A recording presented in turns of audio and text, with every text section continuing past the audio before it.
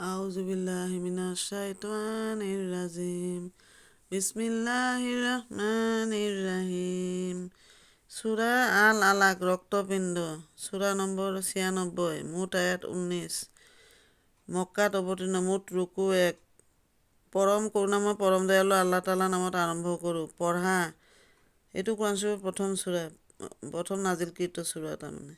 পঢ়া, হে নবী সাল্লাল্লাহু আলাইহি ওয়াসাল্লাম, তোমাৰ সেইজন প্ৰভুৰ নাম লৈ পঢ়া যিজনে সৃষ্টি কৰিলে মানুহক গোটমৰা ৰক্তপিণ্ডৰ পৰা।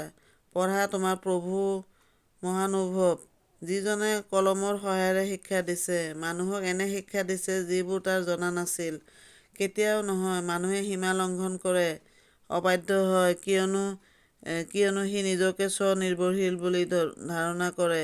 নিশ্চয় তুমি তোমাৰ প্ৰভুৰ পিনে প্ৰত্যাৱৰ্তন কৰিব লাগিব। তুমি এনে মানুহ দেখিছানে যিজনে দাস এজনক নিষেধ কৰে যেতিয়া তেওঁ উপাসনাত ব্ৰতী হয়? তুমি এনে মানুহ দেখিছানে যিজন সৎ পথত আছে, নাইবা যিজনে পবিত্ৰতা অৱলম্বন কৰিবলৈ নিৰ্দেশ দিয়ে? তুমি এনে মানুহ দেখিছানে যিজনে অবিশ্বাস কৰে আৰু মূৰ ঘূৰায়? সি নাজানে নে যে আল্লাহে তাক দেখি আছে? কেতিয়াও নহয়, সি যদি দুষ্কাৰ্যৰ পৰা বিৰত নাথাকে তেনেহ'লে মই তাক আগচুলিত ধৰি টানি আনিম, অৰ্থাৎ সেই ভ্ৰান্ত অবিশ্বাসকাৰীৰ আগচুলি। সি তাৰ সমৰ্থকবোৰক মাতক, ময়ো নৰকৰ প্ৰহৰীবোৰক মাতোঁ। নহয়, তাক অনুসৰণ নকৰিবা, বৰং তোমাৰ প্ৰভুক চিজদা কৰি তেওঁৰ নৈকট্য লাভ কৰা।